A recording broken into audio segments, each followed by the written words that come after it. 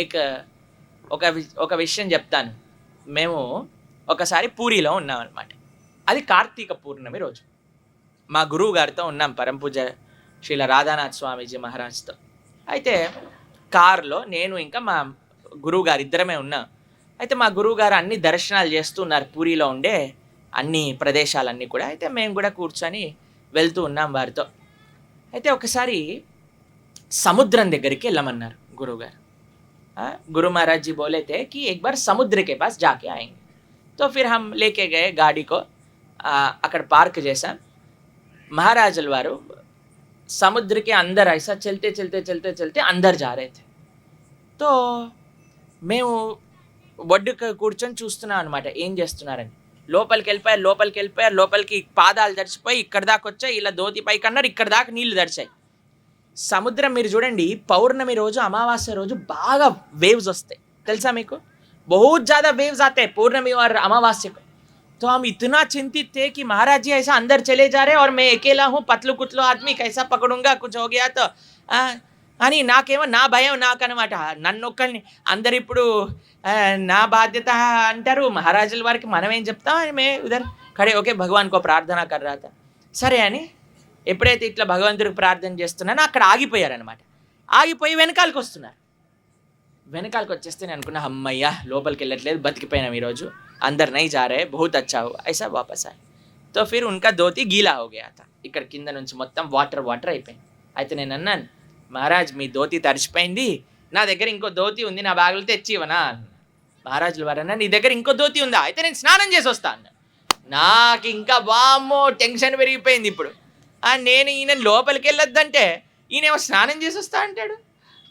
ఏం చేయాలిరా బాబు, అది కూడా నేను లేను, మహారాజుల వాళ్ళు స్నానం చేయడానికి వెళ్ళిపోయాను, నేనేమో కారులోంచి ధోతి తేవడానికి వెళ్ళిపోతాను. ఇంకా చూడండి పరిగెత్తుకుంటూ అసలు బీచ్లో అక్కడ ఎవ్వరు లేరనమాట, అసలు ఎవ్వరూ లేరు ఆ బీచ్లో. అదొక నిర్మానుషమైన ప్రదేశం, చక్రతీర్థం అనే ప్రదేశం పక్కన ఉంది. అక్కడ అన్ని గాజు బాటిళ్ళు అన్నీ కింద పడిపోయినాయి. ఆ రోజు ఇంకా ఏం చూసుకోలేదు, ఇంకా ఒక్క నిమిషంలో ఉండాలని ఆకాశంలో ఎగురుతున్నట్టు పరిగెత్తామన్నమాట. పరిగెత్తి ధోతి తీసుకొని వచ్చా. అంత లోపల మహారాజుల వారు స్నానం చేశారు, బయటకు వచ్చేసారు. అంత లోపల ధోతి ఇచ్చేసాం, బట్టలు మార్చుకున్నారు అన్నీ. అక్కడ పక్కన కూర్చున్నారు. నన్ను అన్నారు, నువ్వు వెళ్ళి ఇప్పుడు స్నానానికి అన్నారు. నేను అన్నాను, మహారాజ్ నేను పోను స్నానానికి మాత్రం. महाराज बोले कि आप जाओ अभी स्नान करके आओ. मैं बोला मैं नहीं जाऊँगा. महाराज बोले अरे जाओ मैं इधर बैठ कर वेट करूँगा आपका, आप जाओ. मैं बोला नहीं महाराज जी हम नहीं जाएंगे. तो 4 साल అన్నారు, जाओ अच्छा लगेगा जाओ. नहीं. तो फिर महाराज बोले నీకంటే నేనే చాలా అడ్వెంచరస్గా ఉన్నాను అని అన్నారు. महाराज बोले कि आपसे ज़्यादा एडवेंचरस तो मैं हूँ. मैं बोला हाँ महाराज जी आप ही सबसे ज़्यादा एडवेंचरस है, पर हम नहीं कर सकते. అయితే మహారాజుల వారు ఇంకా మేము ఈరోజు పూర్ణిమ చంద్రుడు చూస్తే మాకు ఈ విషయం గుర్తొస్తుంది. తో బీచ్ మీద నడుచుకుంటూ వెళ్తున్నాం అనమాట. పూర్ణిమ చంద్రుడు ఉన్నారు, నేను ఇంకా గురువు గారు ఇద్దరమే నడుస్తున్నాం అనమాట. మహారాజుల వారు చూసావా పూర్ణిమ మూన్ ఎంత బాగుందో అని అంటే, మీ అందరు కనిపిస్తుందా, చంద్రుడు కనిపిస్తున్నాడా, ఎక్కడున్నాడు, ఎగ్జాక్ట్ వెనకాల ఉన్నాడా, ఎంత బాగున్నాడు ఈరోజు పూర్ణిమ చంద్రుడు చూడండి. ఆప్కోనే దిఖరా క్యూ पेड़ है, ठीक है थोड़ा देर ऊपर आएगा इसलिए हम వెయిట్ कर रहे हैं. ఎప్పుడైతే చంద్రుడు పైకి వస్తాడో అప్పుడే మనం దీపాలన్నింటినీ వెలిగిస్తాం అనమాట. అందుకే మనం వెయిట్ చేస్తున్నాం, ముహూర్తం కోసమే వెయిట్ చేస్తున్నాం. అయితే ఆ రోజు రాత్రి చంద్రుడు ఎగ్జాక్ట్గా పైన ఉన్నాడు. అప్పుడు మహారాజుల వారు చంద్రుడిని చూపించి ఒక విషయం చెప్పారు, ఎంత బాగున్నాడు చంద్రుడు.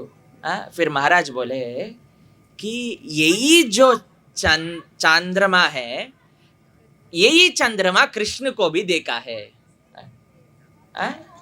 మహారాజుల వారు అన్నారు, ఈ చంద్రుడు ఏదైతే చంద్రుడు ఉన్నాడో కృష్ణుడిని కూడా చూసిన చంద్రుడు, రాసలీలను కూడా చూసిన చంద్రుడు, రాధారాణిని కూడా చూసిన చంద్రుడు ఈ చంద్రుడే అని అన్నారు. నాకు అంత భావన మహారాజుల వారు చెప్తుంటే అప్పుడు చంద్రుడిని చూసి అమ్మయ్య ఎంత అదృష్టవంతుడు ఈ చంద్రుడు, కృష్ణుడిని చూసిన చంద్రుడు అని మనసులో కనిపించింది. మీరు చూడండి ఈరోజు కూడా మనం చూస్తున్న చంద్రుడు కృష్ణుడిని చూసిన చంద్రుడు. మనందరికీ కృష్ణుడి పట్ల ప్రేమ భక్తి కావాలంటే ఆ చంద్రుడిని అడగండి. చంద్ర ఎందుకో తెలుసా అండి, చంద్రుడు మనస్సుకి అధిపతి. इसलिए पर्ल का ईयर रिंग लगाते जिसको స్టెబిలిటీ ఆఫ్ థాట్ चाहिए. పర్ల్ ముత్యం పెట్టుకుంటారనమాట. ఎందుకు అంటే ముత్యము చంద్రుడు మనస్సుకి కంట్రోల్ చేస్తారనమాట. అందుకే మరి చూడండి, సముద్రం కూడా చంద్రుడి యొక్క ప్రభావం పైన పైకి కిందికి అవుతుంది. అట్లనే మన మనస్సు కూడా పూర్ణమి ఇంకా అమావాస్యకి పైకి కిందికి అవుతుంది. కాబట్టి మనం చంద్రుడికి ఒకటే ప్రార్థన చేయాలి. ఏమని ప్రార్థన చేయాలి తెలుసా అండి? ఓ చంద్రమా, నా మనసు భగవంతుడి పట్ల వెళ్ళేటట్టు చూడు. क्या प्रार्थना करना है कि ओ चंद्रमा जी, हमारे मन जो इधर उधर विचलित होता है उसको सिर्फ भगवान कृष्ण के अनुरुक्त रखो. అయితే అలా నడుచుకుంటూ వెళ్తున్నప్పుడు మా గురువు గారు ఒక విషయం చెప్పారు. నీకు నేను ఈ పేరు ఎందుకు ఇచ్చానో తెలుసా అని అన్నారు. మే ఆప్కో ఏ నామ్ క్యూ దియా ఆప్కో మాలూమ్ హై క్యా అని అన్నారు. నేను నై మహారాజీ అని అన్నాను. అయితే మహారాజుల వారు చెప్పారు, శ్రీల భక్తి సిద్ధాంత సరస్వతి ఠాకూర్ గోస్వామి ప్రభుపాదుల వారికి ఒక శిష్యులు ఉండేవారు, పూరి మహారాజ్ అని వారి పేరు.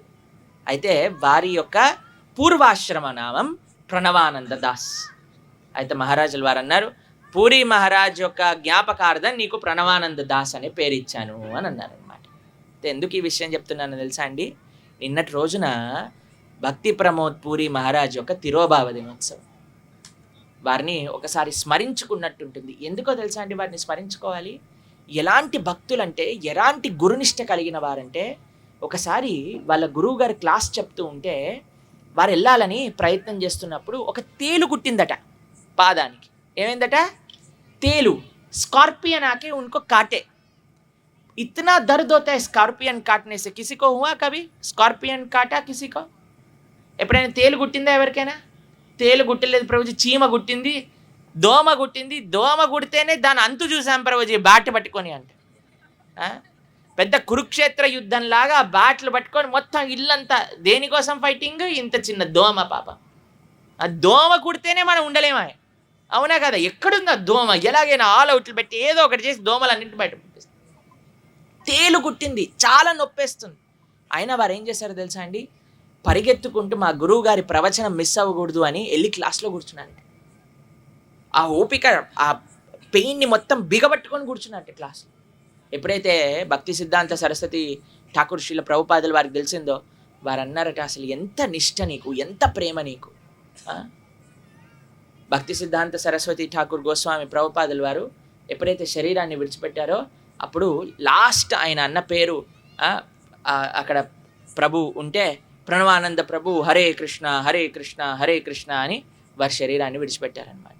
కాబట్టి లాస్ట్ వారిని దర్శనం చేసుకున్న వారు కూడా పూరి మహారాజ్. చూడండి ఎంత నిష్ఠ ఉన్నదో. ఎందుకు తెలుసా అండి వారికి అంత నిష్ఠ? గురువు గారి దగ్గరికి వినడానికి ఎందుకు అంత నిష్ఠ ఉండాలి? శ్రీకృష్ణ చైతన్య మహాప్రభు బృందావనానికి వెళ్ళడానికి ఎందుకంత నిష్ఠ ఉండాలి? ఎందుకో తెలిసిన? ఇంత ప్రేమ, ఇంత కమిట్మెంట్, ఇంత నిష్ఠ ఉంటేనే మనం భగవంతుడి యొక్క కృపను పాత్రలు అవ్వగలం.